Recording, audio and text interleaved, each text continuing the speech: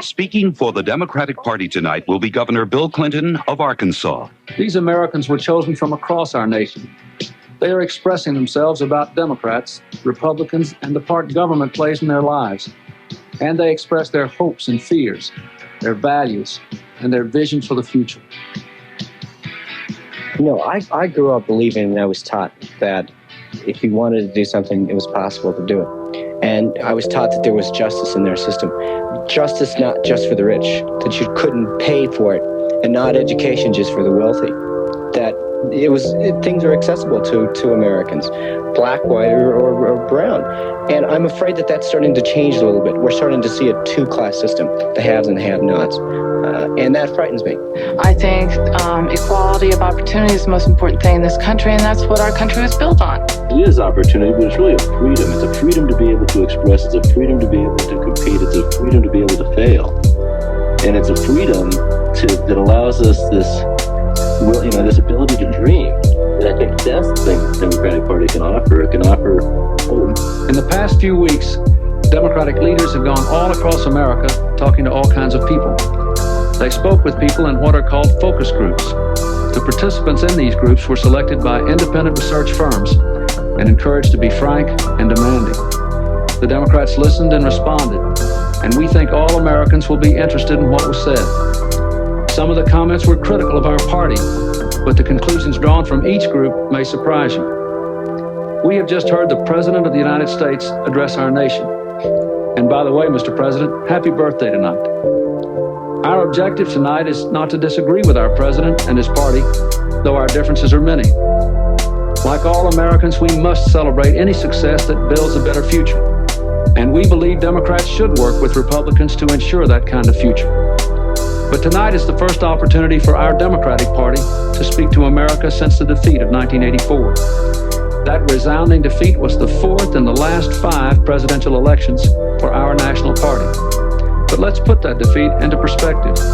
There are more Democratic senators this year than last, and the American people elected and re-elected enough Democrats to the House of Representatives to guarantee a substantial majority there.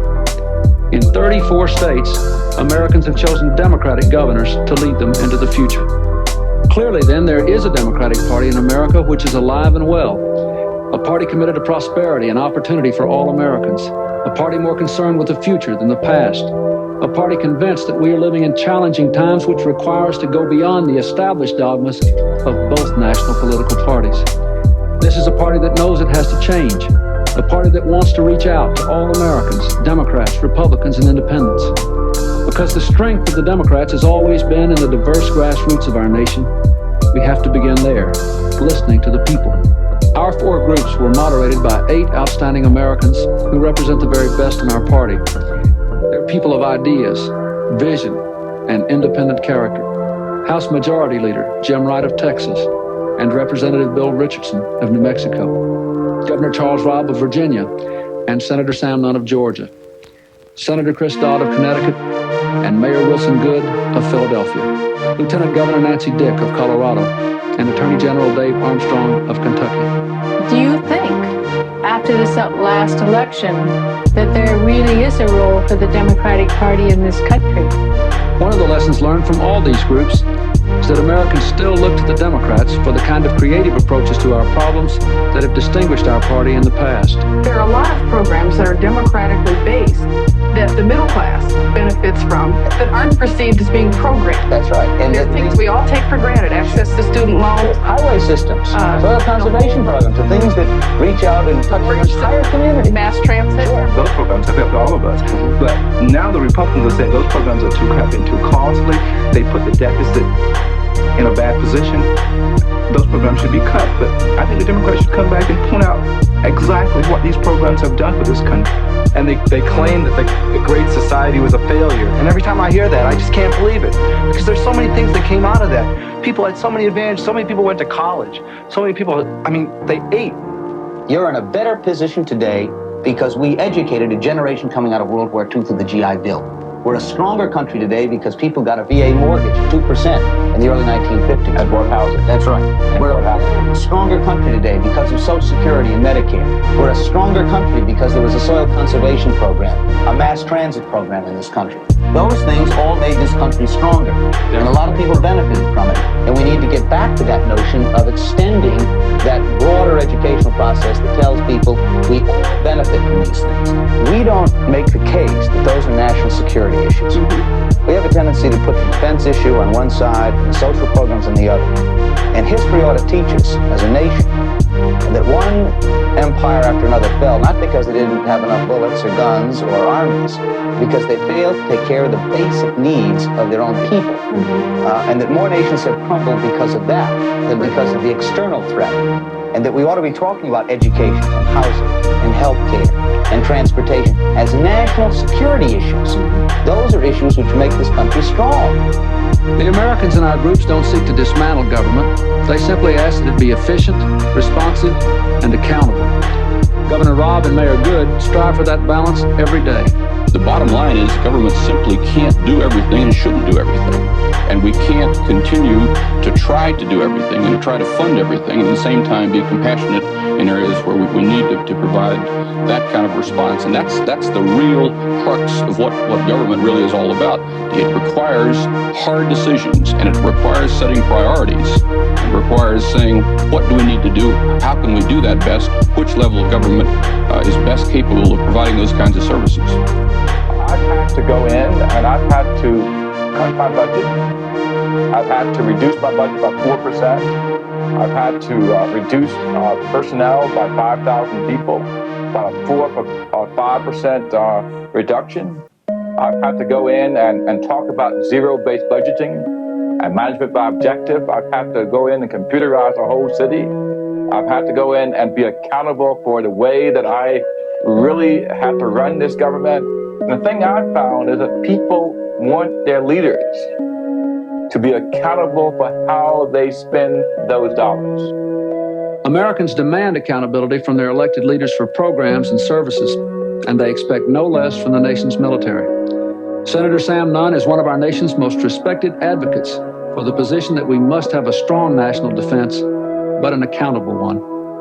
You can say everything you want about it, all the freedoms that we need, but unless you have that kind of defense and the nature of the world as it is today, you're going to be at peril and at risk. And it is essential that we maintain that kind of security. But it really seems to me that things are out of whack, and that when it comes down to it, the idea that spending is the solution in terms of security is just as unwise as saying that spending is the only solution to our domestic problems. Well, Jeff, I would agree with you. The thing we've got to seek is a balance.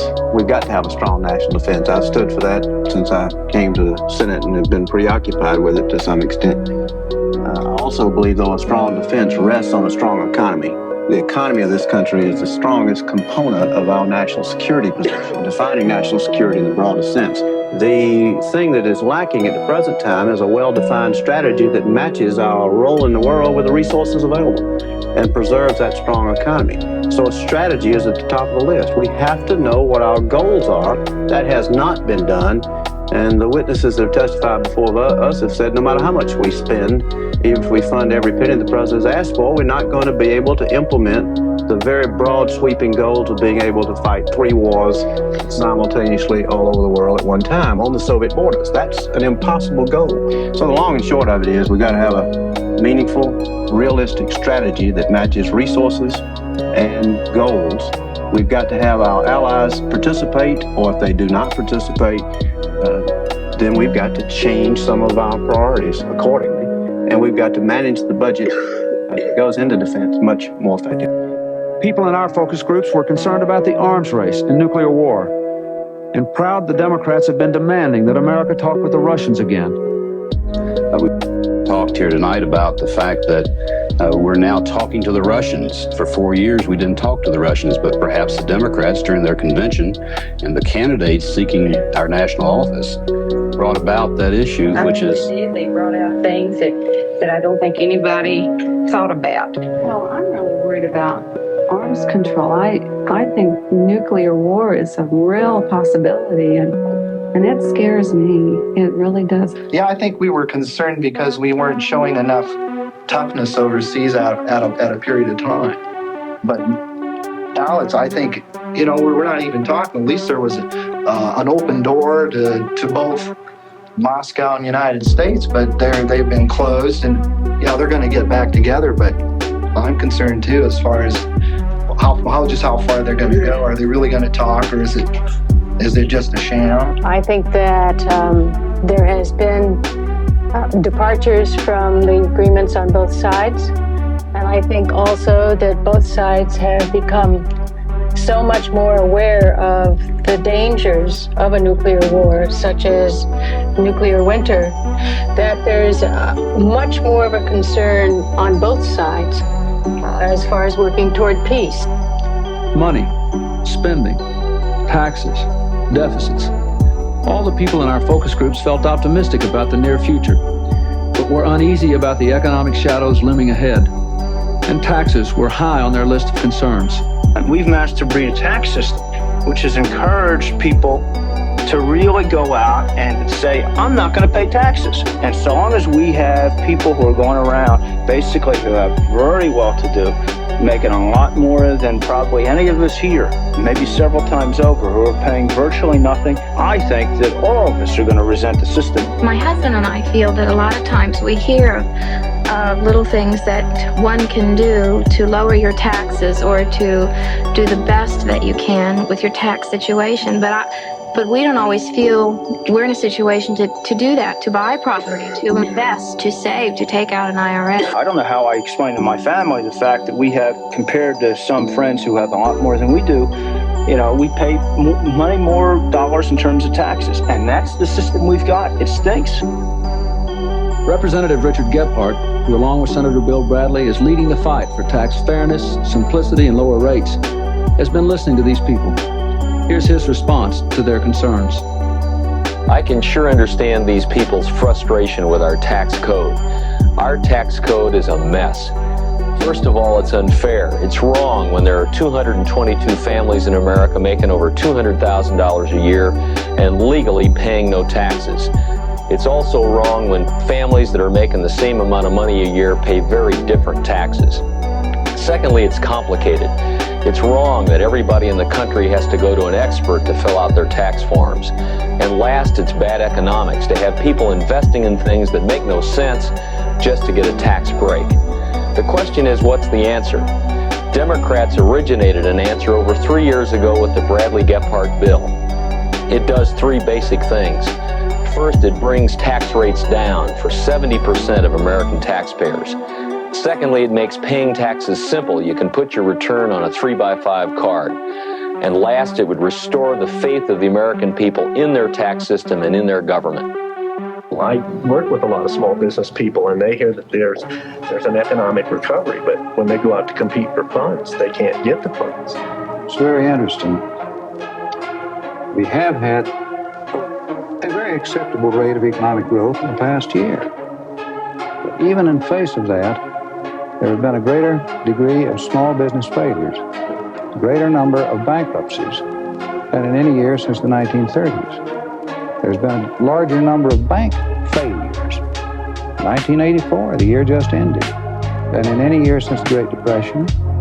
And there have been more farms and homes foreclosed than in any year since those dark times. All of this ties together, and the deficit, of course, does have something to do with that, because it competes for the scarce dollars that are available for investment and those healthy things that would create growth and job opportunities in the private sector, and keeps interest rates high.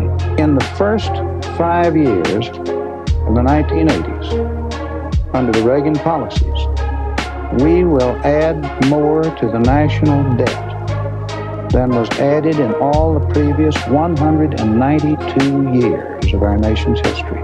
How does the Democratic Party plan to cut the deficit and not raise taxes? I think what we have to do is show the American public that we're willing to sacrifice equally. We as Democrats should offer a plan where the sacrifice in resolving the deficit crisis, which is critical, must be across the board and even. That there will be tax reform, that we should talk about tax reform instead of increasing taxes, that we should talk about a strong, clean, efficient defense rather than more money for military spending that might be wasted. Because there's so much misunderstanding about the deficit, this chart may help to put it in perspective. In terms of debt, here's the total under Truman, Eisenhower, Kennedy, Johnson, Nixon, Ford, Carter, and now Reagan. This graph is a strong answer to those who want to put all the blame on the Democrats for the deficit. Now I'd like to add a personal note about the misconceptions on the deficit we found in some of our groups. Some people really believe that Congress has taken the president's tight budgets and wildly inflated them. That's not true. As a governor who has to present balanced budgets and live on them, I know the truth is that the president's gotten just about what he asked for in terms of both tax cuts and overall spending increases.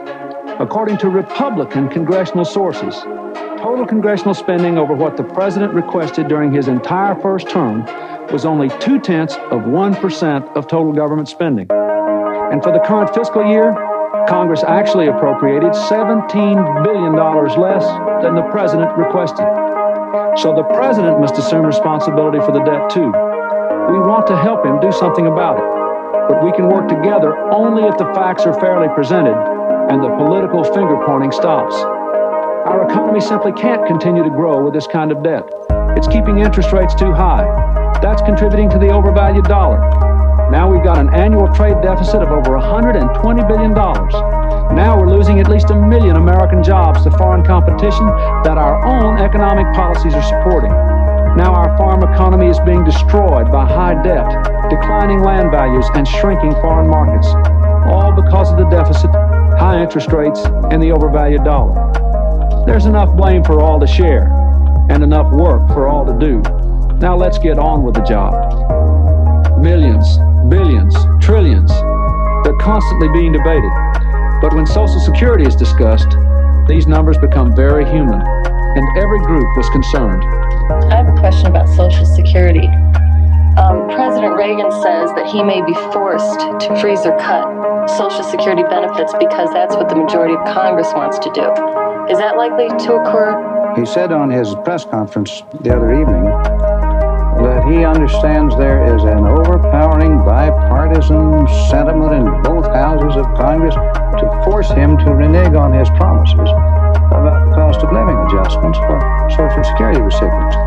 I can assure him that from the standpoint of the House, that does not exist. We're not going to force him to break that promise. We're going to help him keep that promise. You can't give people back the years of their lives that they have trusted our government, our country, faithfully putting into the Social Security Trust Fund, on the presumption that when they reach those years of retirement, our society will see to it that they are years of dignity and fulfillment. Congressman, we have been contributing to Social Security for a while, but we're still relatively young. How do we know there's going to be any money left for us when we get there after we've contributed major amounts of money to the fund? That is a major responsibility of the federal government of the United States. That's a commitment. That is a promise. And I'll assure you that so long as I have anything to say about it, we're going to make certain that the Social Security Trust Fund is actuarially sound and that it is capable of fulfilling its obligations when your children and their children's children reach the age of retirement. Much of what our focus group participants said about Social Security and other issues was shown to our two Democratic congressional leaders, Senate Democratic Leader Robert Byrd and House Speaker Tip O'Neill. Here are their responses. I found the discussions to be very interesting. These people want Democrats to make adjustments, but they obviously don't want Democrats to lose their sense of fairness or compassion. Our Democratic Party has had a rich past, but after listening to these people, I am convinced that we have an even more promising future. Our party has always made changes to meet the challenges of difficult times. It was Democrats who led the nation through its most trying period. And even today, we're making changes to meet the demands of the next century. I can assure these people that we are listening and that we do care. We live in the greatest nation in the world. We're the most affluent nation in the world. Farmers are suffering out there, but we're supplying close to a fourth or a fifth of all the food in the world. And it's a great nation. Do they appreciate what we have out there? Yeah, I think they appreciate what they have out there, but they don't appreciate where we came from. Do I think we can live in peace? The answer is yes, I think we can live in peace. I don't think there's any question about that. Well, I have been through the period of every age that America has gone for the last 50 years in politics. I've seen our country grow, and it'll always grow. Americans talking to Americans, concerned about the future. We found all our participants willing to make sacrifices, committed to invest their time and resources in building our country.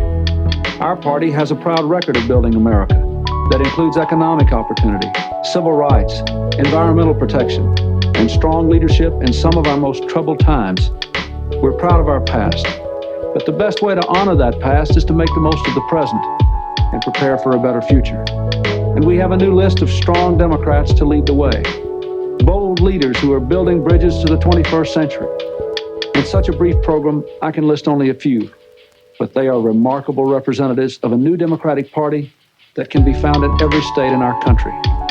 Governor Mario Cuomo of New York inherited a $1.8 billion deficit when he took office in 1983. Since then, he's produced a balanced budget and recently proposed a tax cut. Michael Dukakis of Massachusetts was the first governor in the nation to establish an industrial finance agency. Since 1978, it's financed $2 billion in statewide growth and 75,000 new jobs. Today, Massachusetts has the lowest unemployment rate of any industrial state in the country. Vermont's new governor, Madeleine Kunin, has proposed establishing job zones, using tax and other incentives to encourage business location in disadvantaged areas. Bruce Babbitt, governor of Arizona, believes it's possible to foster economic growth while protecting scarce environmental assets. So he enacted a plan to prevent depletion of Arizona's precious groundwater, and at the same time satisfied both business and concerned citizens. Governors Mark White of Texas, Martha Lane Collins of Kentucky, and Bob Graham of Florida have each demonstrated a personal commitment to our most important resource, our children, through their commitments to better education. Each has braved political battles to establish tougher standards for students and teachers. In our nation's capital, Senator Alan Dixon of Illinois spearheaded major legislation to reform the Pentagon's purchasing procedures. And now there won't be any more $2,000 coffee pots. Congressman George Miller of California introduced and passed in the House of Representatives a pay-as-you-go proposal that would prevent the federal government from creating any new programs unless it has the money to pay for them. America is changing, and these new Democrats prove our party's changing with it. From the very beginning, the spirit and strength of the Democratic Party have led it to redefine its course for each new age. Perhaps we have lagged behind in recent years, but we're on the move now. And America needs this revitalized Democratic Party, because we will work for a government that will go beyond the prison of past thinking, a government that will work in partnership with the private sector to foster economic growth, a government that will operate its own programs with a commitment to excellence and accountability and independence of narrow interests, a government that will not turn away from problems no people with a heart can ignore. Our critics have said we are for too much government, while they want the government off our backs. Well, we want the government off our backs too, but we need it by our sides. We Democrats want to be faithful to the values that made our country great and to the vision that the citizens who appeared on this program tonight share. We are committed to shaping the destiny our people deserve at this difficult yet hopeful hour. And we will work with anyone who will work with us to help America achieve that destiny. Good night, and God bless you.